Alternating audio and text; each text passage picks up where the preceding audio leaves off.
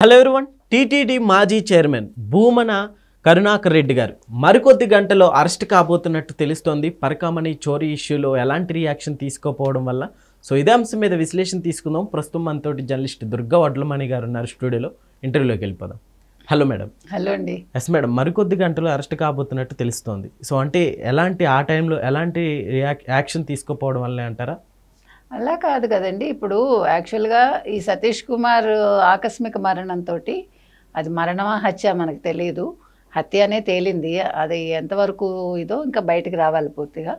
So Satish Kumar మృతి చెందడంతో ఈ case కొంచెం లేట్ అయింది. అంటే భూమన కరుణాకర్ రెడ్డిని ఆల్రెడీ విచారించాలి. సో ఇవాళ పద్మావతి అతిథి గృహంలో ఈరోజు సాయంకాలం అనుకుంటా ఆయన విచారిస్తారు. సో విచారించాక ఆ రోజు రవికుమార్ అని 2023 ఏప్రిల్ 7న $920 దొంగతనం చేసి పట్టుబడ్డాడు. సో ఆ టైంలో భూమన కూడా ఉన్నారు కాబట్టి ఆయన కూడా అడుగుతారు. ఎందుకంటే సుబ్బారెడ్డి గారు వెంటనే భూమన కరుణాకర్ రెడ్డి ఇద్దరు చైర్మన్స్ అయ్యారు తిరుమల తిరుపతి దేవస్థానానికి. సో ఈయన కూడా విచారిస్తారు. అయితే ఈ విచారణలో ఇప్పుడు ఏవిఎస్ఓగా ఉన్న సతీష్ కుమారు ఫిర్యాదు చేయడం జరిగింది. ఈ భూమన కరుణాకర్ రెడ్డి చేసిన పని ఏంటంటే ఆ రవికిను ఇతనికి కలిపి లోక్ అదాలత్లో రాజీ కుదిర్చాడు ఆయన. సో మెయిన్ అక్కడ అలా రాజీ కుదర్చడం ఏంటి? తప్పు చేసినప్పుడు మీరు పట్టుకుని ఆ తర్వాత ఏం చేశారు మనందరికీ తెలుసు. 14.5 కోట్ల విలువైన అతని ఆస్తిని, అతని భార్య పేరు ఉండే ఆస్తిని, రవికుమార్ భార్య పేరున చెన్నైలో ఉన్న ఆస్తిని మళ్ళా దేవుడికి రాయించారు. $920 పట్టుబడితే 14.5 కోట్లు మీరు ఎట్లా రాయిస్తారు? అంటే ఇది 100 కోట్ల పైన ఈ చోరీ జరిగింది అనేది వాస్తవం. సో 100 కోట్లకి వడ్డీలాగా అంటే వెంకటేశ్వర స్వామి వడ్డీ కాసులు వాడు కాబట్టి 14.5 కోట్లతో సరిపెట్టేశారా? మిగతా డబ్బంతా కూడా వీళ్ళు పంచుకున్నారా? ఇది ఇక్కడ విషయం. ఓకే. అయితే సిఐడి డీజీ రవిశంకర్ అయ్యనారు దీని మీద చాలా సీరియస్గా ఉన్నారు. ఎందుకంటే కోర్టు సిఐడి బృందానికి డిసెంబర్ 2లోగా నివేదిక ఇమ్మని చెప్పినట్టుంది. సో 2లోగా నివేదిక ఇవ్వడం కోసం వీళ్ళు చాలా సీరియస్గా దీని మీద పనిచేస్తున్నారు. తర్వాత ఈ విచారణ నిమిత్తం అప్పటి మీకు తెలుసు ఏవిఎస్ఓ ఎవరైతే ఉన్నారో సతీష్ కుమారు ఆయన ఆకస్మికంగా మృతి చెందడంతో ఇప్పుడు వాళ్ళు ఏం చేశారంటే తిరుమల తిరుపతి దేవస్థానం విజిఓ గిరిధర్ని కూడా ప్రశ్నించారు. ప్రశ్నించి అసలు ఏం జరిగింది అప్పుడు అనేది తెలుసుకోవడానికి ప్రయత్నించారు. దసరాలన్నీ ఎక్కడున్నాయి, అప్పుడు ఏం మాట్లాడారు, అసలు సతీష్ కుమార్ మీకు ఏమైనా ఒత్తిడి ఉన్నట్టు చెప్పారా అంటే సతీష్ కుమార్ వైపు నుంచి కూడా గిరిధర్ని ప్రశ్నించడం జరిగింది. గిరిధర్ ఏమో నాకు తెలీదు, నేను పెద్ద పట్టించుకోలేదని చెప్పారు. ఆ తర్వాత అప్పటి ఏవిఎస్ఓ పద్మనాభాన్ని కూడా వీళ్ళు ప్రశ్నించడం జరిగింది సిఐడి బృందం. అతను కూడా నేను అంత దృష్టి పెట్టలేదు అన్నట్టు చెప్పడం జరిగింది. సో ఎవరికి వాళ్ళు ఇక్కడ తప్పించుకునే ప్రయత్నం చేస్తున్నారా? ఇప్పుడు సిఐడి బృందం ఏదైతే ఉందో వాళ్ళు దీని మీద చాలా సీరియస్గా ఉన్నారు. ఈవెన్ డిఐజీ అయ్యనారు కూడా తిరుమల తిరుపతి దేవస్థానం డిఐజీ ఆయన కూడా చాలా సీరియస్గా దీని మీద ఉన్నారు. కాబట్టి ఇవాళ మీకు భూమన కరుణాకర్ రెడ్డిని విచారిస్తే ఆయన నిజాలు ఒప్పుకుంటాడా? ఒప్పుకోడు కదా, బహుశా ఒప్పుకోడు. నాకు తెలీదు అని చెప్తాడు. లేదు ఆ టైంలో అలా చేయాల్సి వచ్చిందని చెప్తాడా? వాళ్ళిద్దరి మధ్య రాజీ కుదిర్చాము, ఇది చిన్న విషయమే కదా అంటాడా?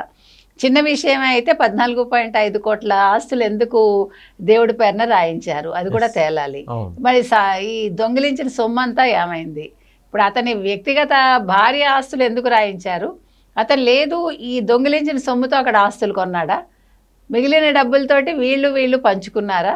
ఎవరు? సుబ్బారెడ్డి అండ్ భూమన కరుణాకర్ రెడ్డి. సతీష్ కుమార్కి ఇవన్నీ తెలుసు కాబట్టి సతీష్ కుమార్ని హత్య చేయించారా? ఈవెన్ సతీష్ కుమార్ మరణం మీద కూడా చాలా అనుమానాలు ఉన్నాయి.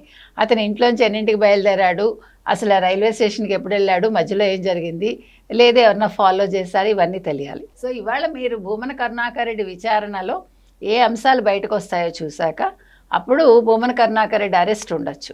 ఇవాళ భూమన కరుణాకర్ రెడ్డి అరెస్ట్ కనుక జరిగితే భూమన కరుణాకర్ రెడ్డి నాతో పాటు సుబ్బారెడ్డి కూడా ఇన్వాల్వ్ అయ్యాడని చెప్తే మరి వైవి సుబ్బారెడ్డి అరెస్ట్ కూడా జరుగుతుందా?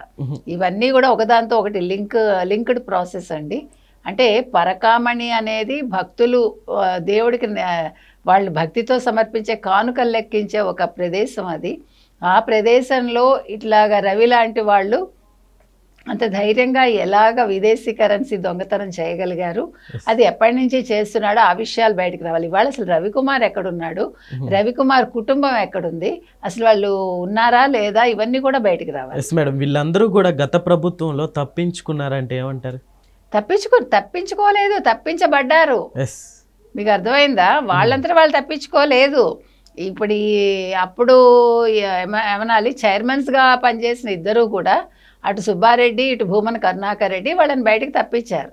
తప్పించి వాళ్ళు ఒక రాజీ కుదిర్చేసి కేసు మాఫీ చేయడానికి ప్రయత్నించారు.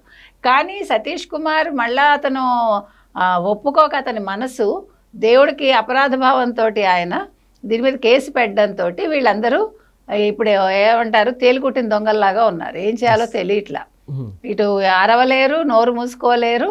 ఇప్పుడు దీనికి ఇవాళ ఒక తెర పడుతుందా అనేది చూడాలి. ఎస్ మేడం, అయితే ఇప్పుడు తిరుమల తిరుపతి దేవస్థానంలో తప్పు చేస్తే ఎవరికైనా శిక్ష తప్పదంటే ఏమంటారు ఫైనల్గా? తప్పు చేస్తే శిక్ష పడాలి. కానీ వీళ్ళు ఎంతకాలం తప్పించుకుని తిరిగారు, ఎంతకాలం తిరుగుతారు. ఇప్పుడు ఇవాళ అసలు ఇందులో నిజానిజాలు ఎలా బయటకు వస్తాయి ఇవన్నీ చూడాలి. ఎందుకంటే ఇది చిన్న విషయం కాదు కదా, ఎందుకంటే దేవుడితో పెట్టుకున్నారు. ఇప్పుడు వెంకటేశ్వర స్వామి ఇవాళ కాకపోతే రేపైనా శిక్షిస్తాడు. మనం అనుకుంటాం, అబ్బా మనం భలే దాచేస్తామే డబ్బులు, దేవుడు ఏం చూస్తాడులే, దేవుడికి ఏమైనా తెలుస్తుందా, కళ్ళున్నాయా, చెవులున్నాయా, ముక్కుందా అనుకుంటాం.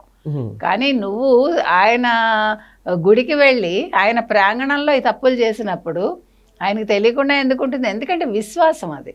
ఇప్పుడు దేవుడు ఉన్నాడా లేదా అనేది విశ్వాసంతో కూడింది, ఒక నమ్మకం. ఆ నమ్మకం అనేది ఉంటే తప్పకుండా దేవుడు ఉంటాడు. మేము ఈ మతం వాళ్ళం కాదు కదా, మాకేమవుతుంది అంటే, నువ్వు ఏ మతం అయినా తప్పు చేసింది మనిషిగా చేసావు కాబట్టి ఖచ్చితంగా నీకు శిక్ష పడాలి. కాబట్టి ఇవాళ భూమన కరుణాకర్ రెడ్డి విచారణలో ఏం చెప్తాడు, ఎప్పటిలాగానే తెలీదు, మర్చిపోయాను, గుర్తులేదు అంటాడా, నోరు విప్పుతాడా అనేది చూడాలి. Okay madam, thank you.